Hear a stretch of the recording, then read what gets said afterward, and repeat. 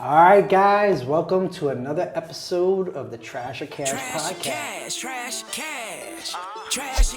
Is the idea trash or is cash? Let us know. Yes, maybe so, or for sure, it's a no. Should we stop while we ahead and turn around, or it's a go? Trash or is cash? Go on ahead, submit your poll. Hey, yo, check dig, you're now tuned in to Trash or Cash podcast. The show where the host will present a new idea and debate whether it's trash or cash. But the final decision is solely up to you, the audience.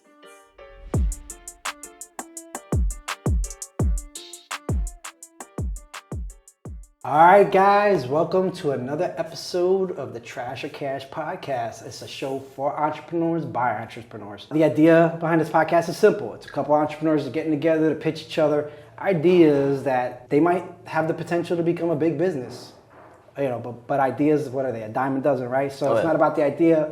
You get the big idea, but reality sets in. So we're going to share our wild ideas, and together we're going to just try to figure out if something is actually a good idea or cash in this case, or it should just be trashed. And that's the whole purpose of the show. The whole idea of the show is cash or trash. Is it a good idea or bad idea? And who knows, maybe one of these things turns into a unicorn. Let's hope, and hopefully I'm a piece of it. Yeah, that'd be great. So, guys, I wanted to introduce you today to my friend here, Austin Eckman. Yeah, I'm saying it right? Yep. Saying it great? Thank you for having me. So, here's what you should know about Austin.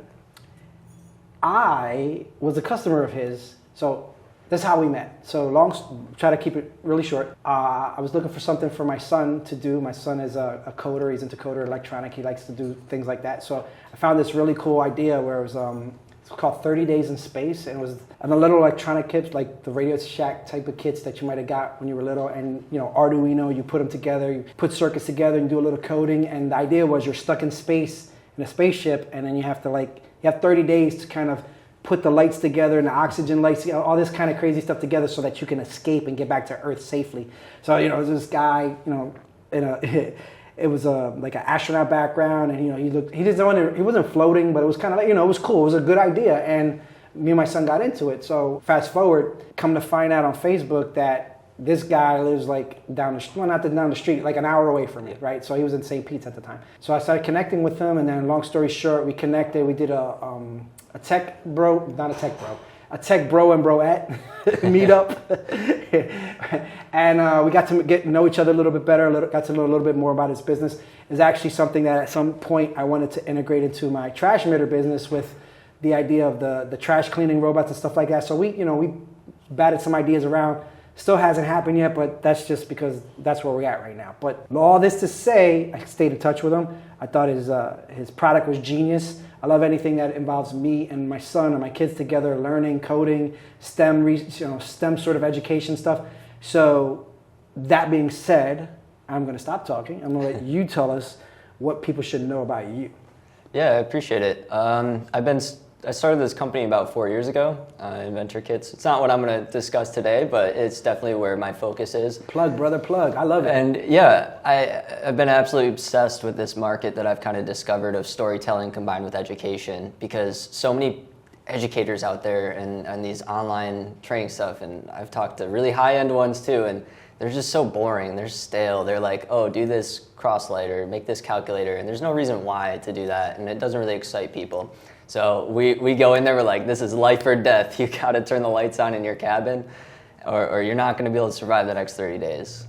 So that's Adventure Kit 1. We have the second one that's in pre-orders right now. It's about to release in a few weeks, so super excited about that. It's AI taking over the world, and you have a little safe house. And this is like the next level kit, right? So it's smart home stuff, defense.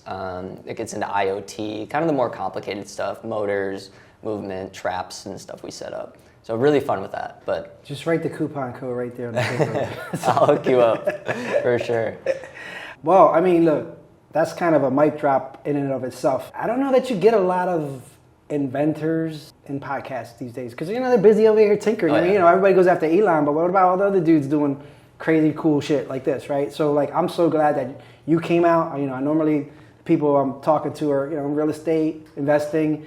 Yeah, they get their hands dirty, but it's more like abstract kind of, thinking work. This is like your hands and your brain and putting all these things together in a really cool way. And, I think, I don't know, we're going to talk about your they can go find out about you at Sure. Inventor. It's InventorKit.io, right? INVENTR.io. Yeah, not with an OR. It's just the R. Yeah. InventorKit.io. You should check that out. But like, it's a really. I'm gonna stop plugging you now. But like, I bought a bunch of stuff from there, Thank you. and I suggest anybody that wants to encourage their kids to get into coding. Yep. Now AI and just understanding the way the world works and where we're going, should definitely tap into this, because if it was a choice between the kid going to school and learning some random stuff about history or this, I'd be like, do this, because this is the stuff that's going to be useful for them in the future. Yep. We've sold 65,000 of those kits so far, so it's still cranking away. Are you still going to buy Radio Shack? We'll see. He doesn't really want to sell it right now, so we'll see. It depends on that. Ty Lopez ain't doing nothing with that brand. We'll see. He'll just come up off it. What did Beanie Siegel said? You need to get down or lay down. So just maybe send the AI to go mess with him. I don't know. Stop. All right, brother. So there's like 3 questions I like to ask everybody, Sure. and it's to get to kind of know them better, not just me, but anybody listening. They get an idea of who you are, what you really care about, and where you're headed in life. And I know we got a little piece of that just now, but I'm going to ask you these 2 questions so we can dig into that just a little bit deeper. So, what are you most proud of? Definitely the amount of students that we've had. Every day I pretty much go in this Facebook group it's our community Facebook group. We have about 70,000 people in there.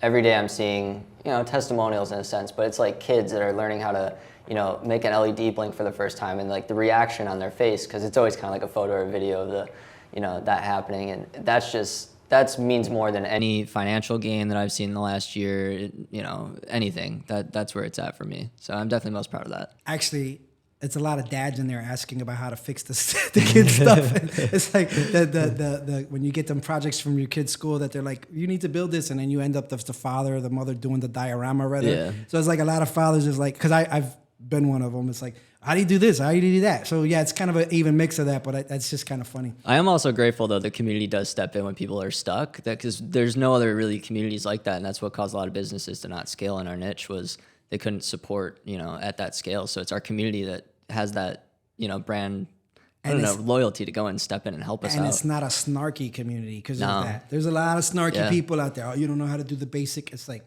I ain't come here for that. Just tell me how to fix this light. Yep. I'm trying to breathe in space, brother. Shut up. Yep. Let's get the light on. All right. What are you most excited about right now? So there's a lot of opportunity for our brand. We've grown in the last year more than we've ever grown before, and we want to niche out. So we're going to go into different stuff. I haven't really talked about this to anyone yet, so it's a little sneak peek, but we have like a watchmaking kit coming soon. We have like a knitting thing. We're really going into kind of all the different niches.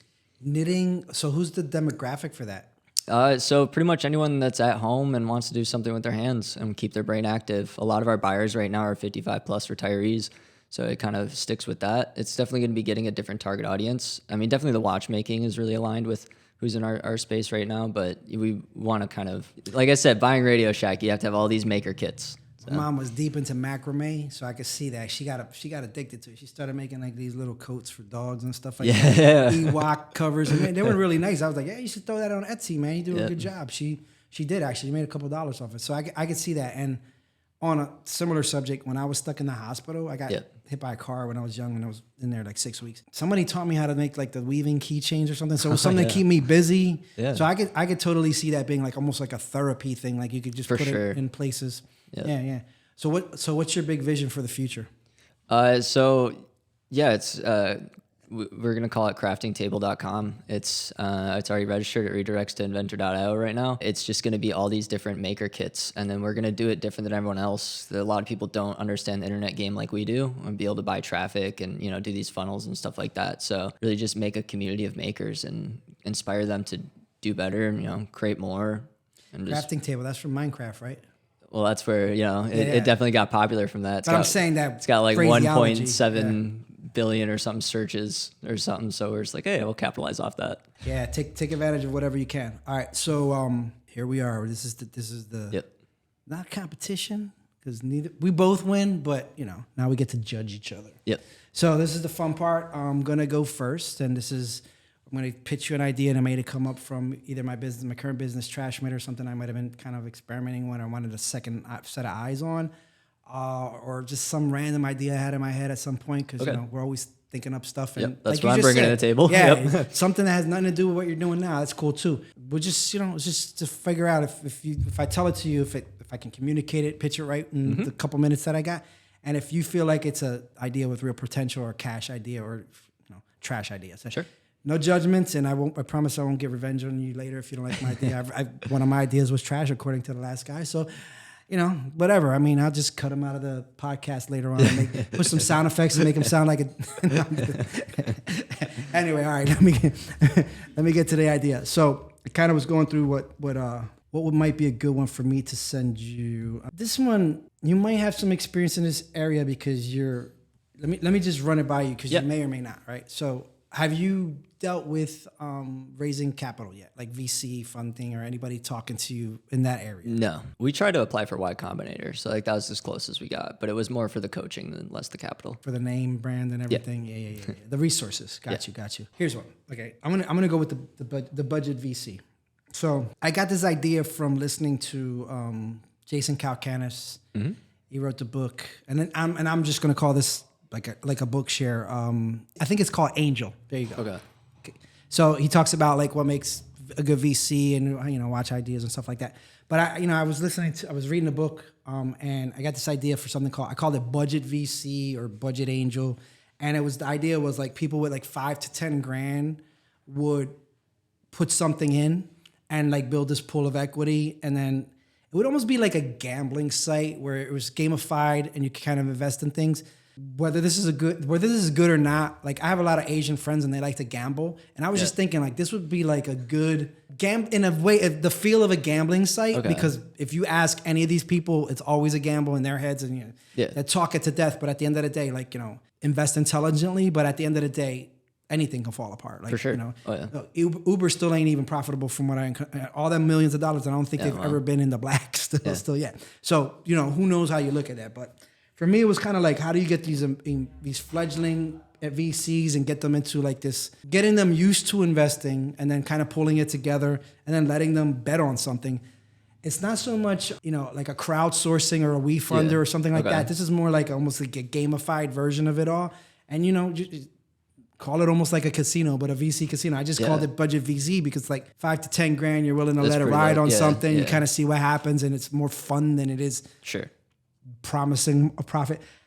It was just something that came up in my head. I just thought like, you could have contests, you could have an accredited investor only kind of level. You could even get like companies like MicroAcquire. I don't know if you know what that is, but like it's just, people will build these businesses and they'll just set them up and they'll be like, oh, we have 5K MRR, right? Monthly recurring revenue. And we want, I don't know, $250,000 for this thing, whatever they come up with. And you can either, you just back and forth with them, buy the thing.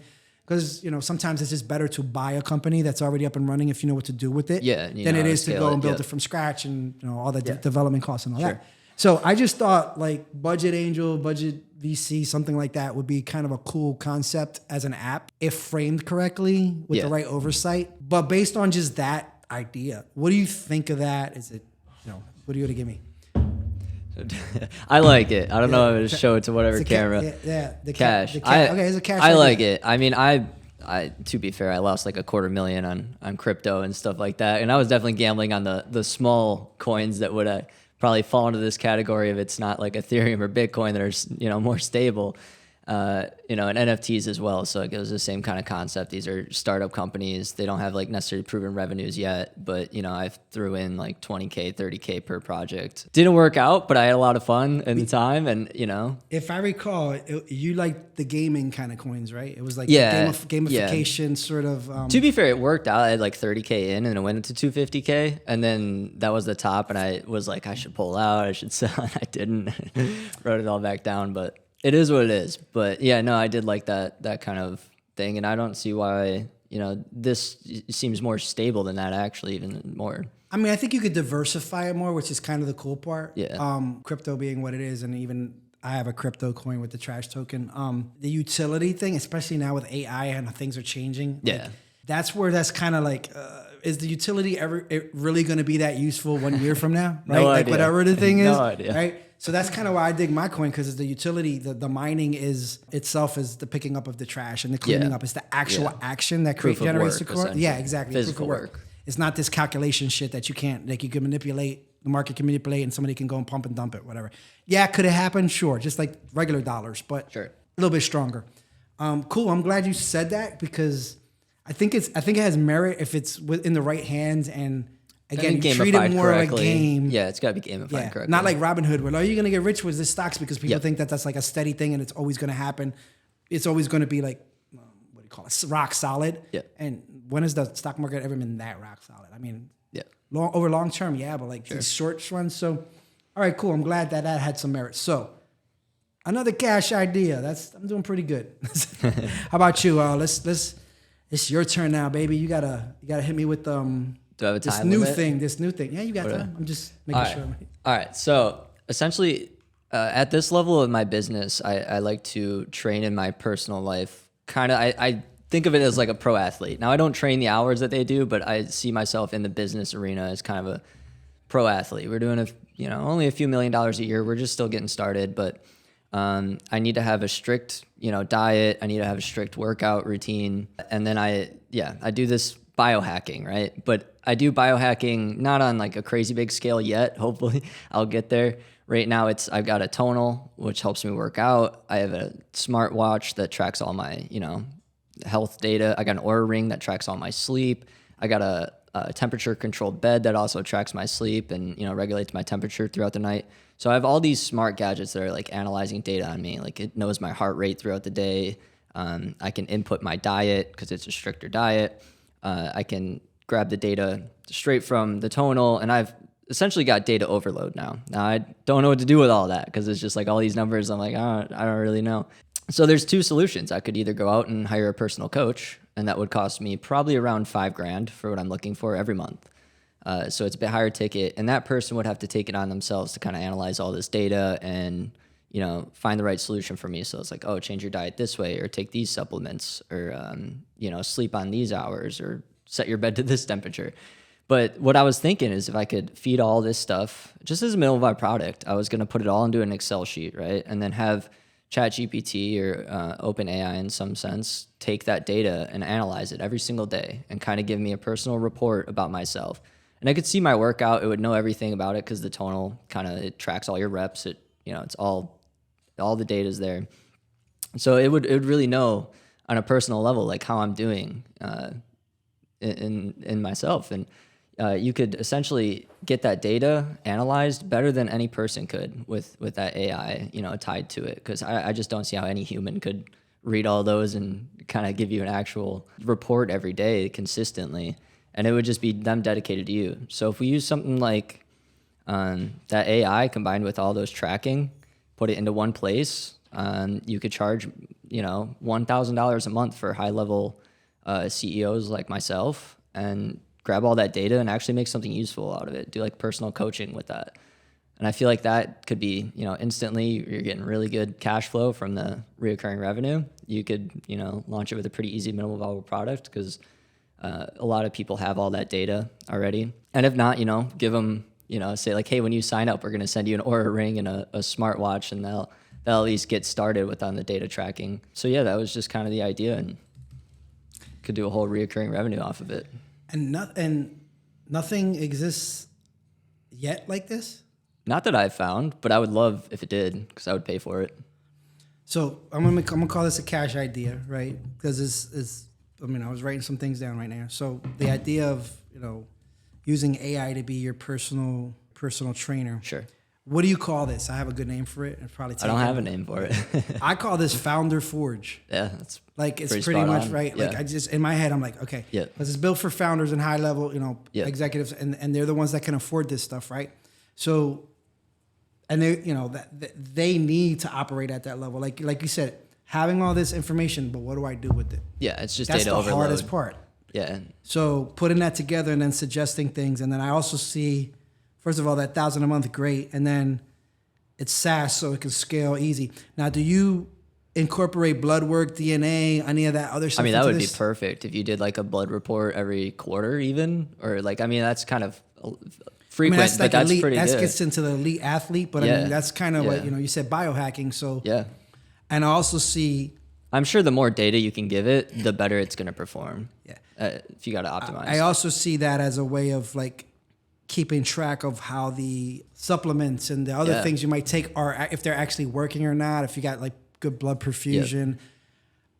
Curious as to the HIPAA potential things that might get triggered with that. So like where's the borderline in that? And you can't give a doctor's recommendation on anything, right? It's got to be like, this is like, you got to probably sign some kind of form. It's like, hey, you're this is the risk you're taking because this stuff is experimental. Yeah.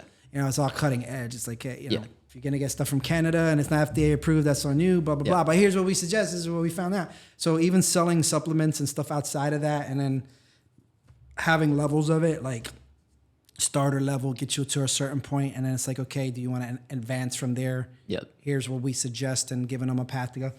Yeah, that could be pretty dope because you're just using the AI to be your personal coach, and it obviously has to make sense to you for you to continue down the path, right? Because that's one of the things about personal coaches, like you have them and they're like, are you doing all the things? Yeah, I'm doing all the things. Why do I still feel shitty?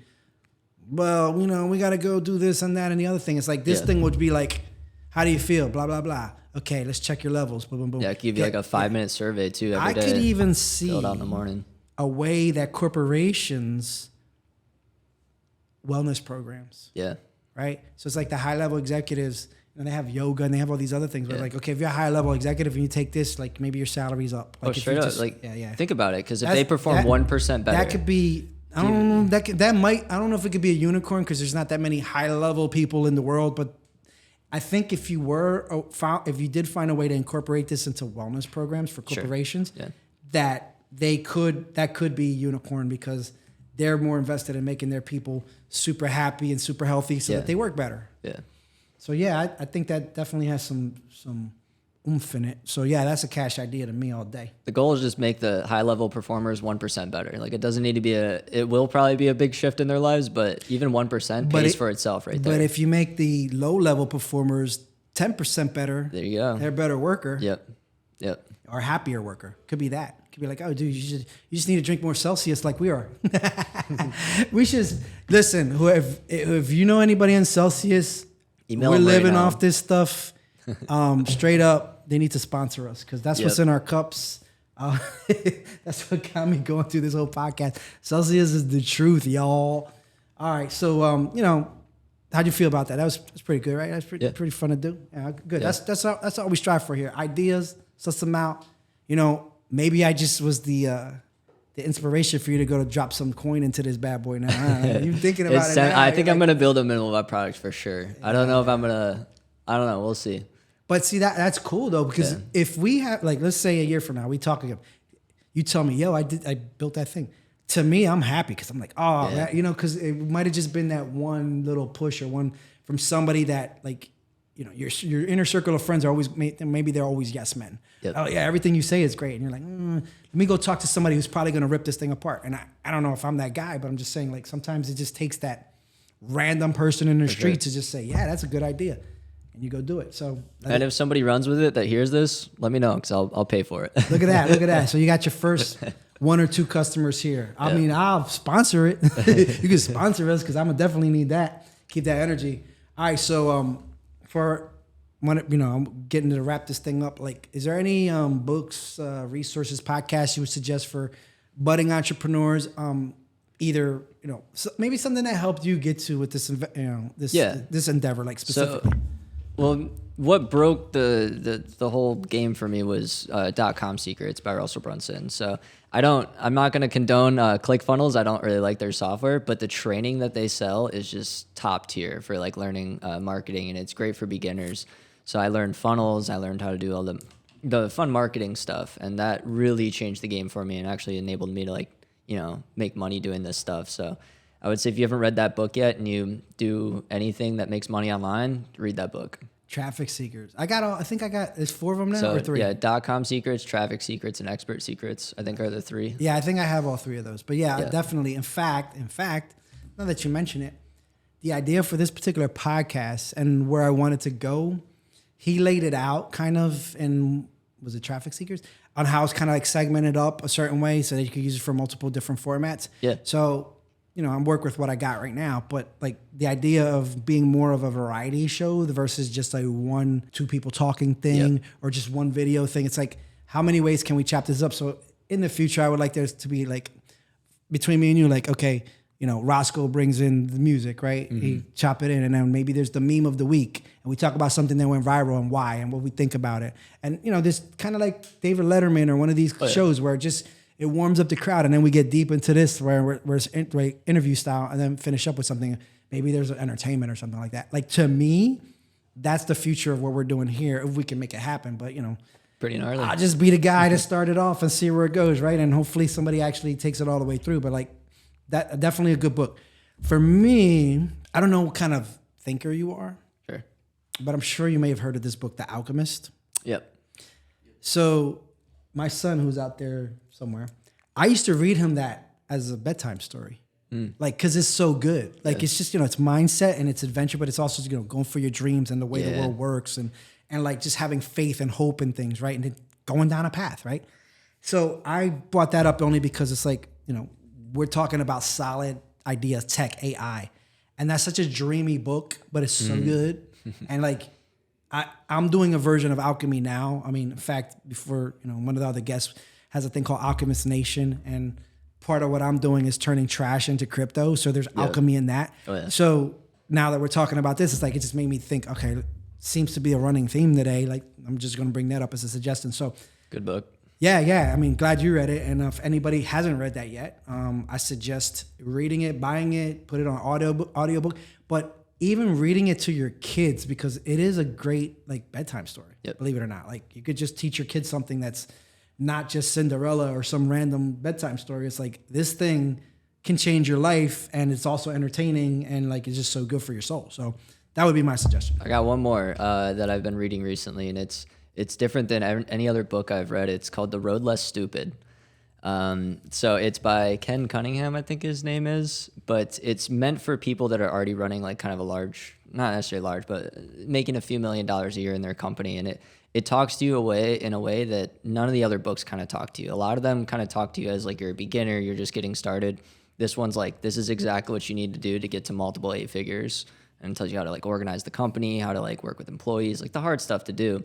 And he just takes a lot of the tough stuff out of it. And one of the best quotes in there is, the closest thing to hell on earth is meeting the man you could have become. So that reminds me, it's something it was a trigger for me. The memory of, like, you know, when they say you're not living up to your potential. Yeah.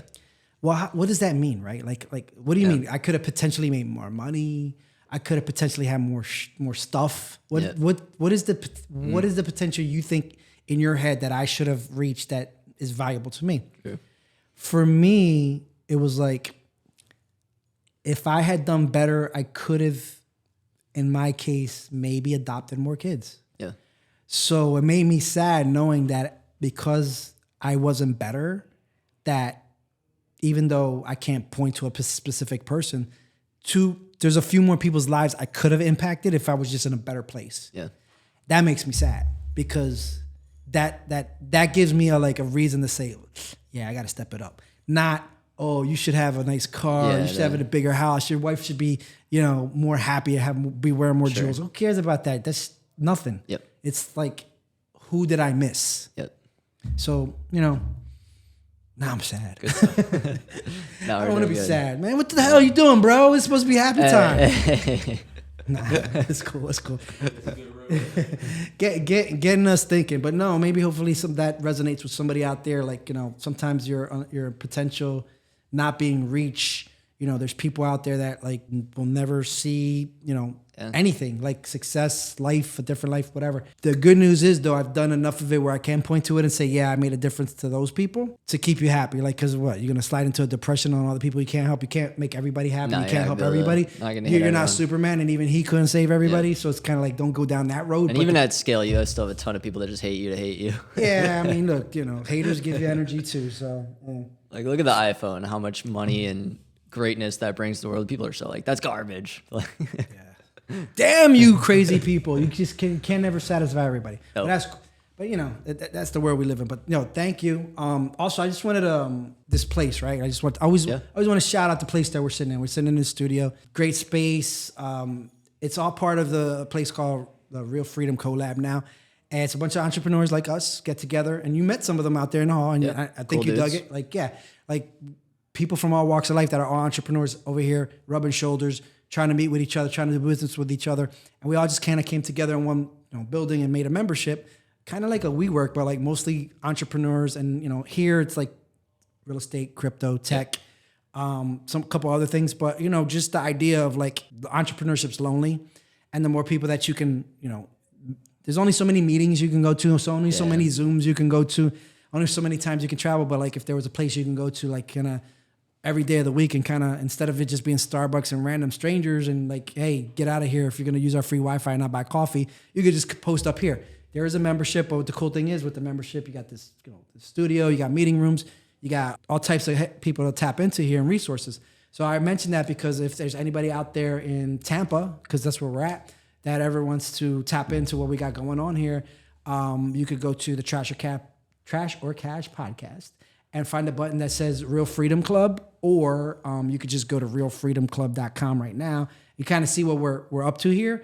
And if you have any questions about it, you want to kind of join us, you could just find me on one of my socials, Jason Centeno.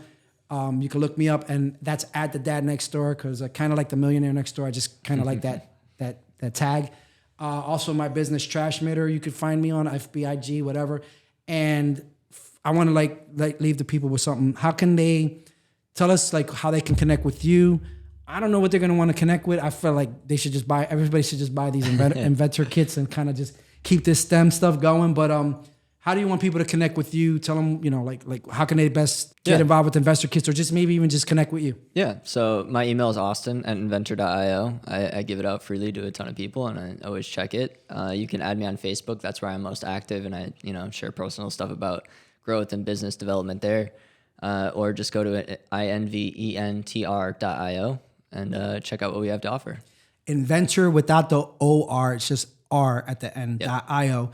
And what's that Facebook group with all the guys in it that are doing the coding? And then the easiest way to get to that is inventor.io/Facebook, and I'll redirect you right to that group. And you don't mess around with like a Discord or anything like that right now? We do have a Discord. It's not super active, but we do have one. They get noisy. It gets distracting. It's hard to have multiple channels. Gotta have your bot set up real nice for that kind of stuff, but not my specialty. All right, guys. So if you like this show, you like Austin, you like anybody else you've seen, you want to hear more Trash or Cash talk, maybe even pitch your idea. We're hoping to do that soon. Like get 5 minutes up on the screen, and then maybe me and him come back and we judge you. Oh yeah. Just make sure you subscribe to the pod on Spotify or YouTube. You can connect with us at trashorcashpodcast.com. And if you're in Tampa, and you're welcome to always come and get trashy with us live at any one of our events, and maybe even end up in this studio and hopefully not embarrassed. And, maybe jazzed off the Celsius. You got to finish this with all. Yeah. So anyway, that's it for us. That's a wrap. You got anything you want to leave people with? Like, give me a catchphrase, because I'm still working on mine. But like, how would you end your podcast? Like, give me the. Go make something meaningful. Make something meaningful. That's a wrap. Mine is peace, trash, and cash. And we out. Well, that concludes this episode of Trash or Cash. Make sure you follow on all socials at Trash Mitter. That's TrashMitter. And keep up with all episodes at trashorcashpodcast.com.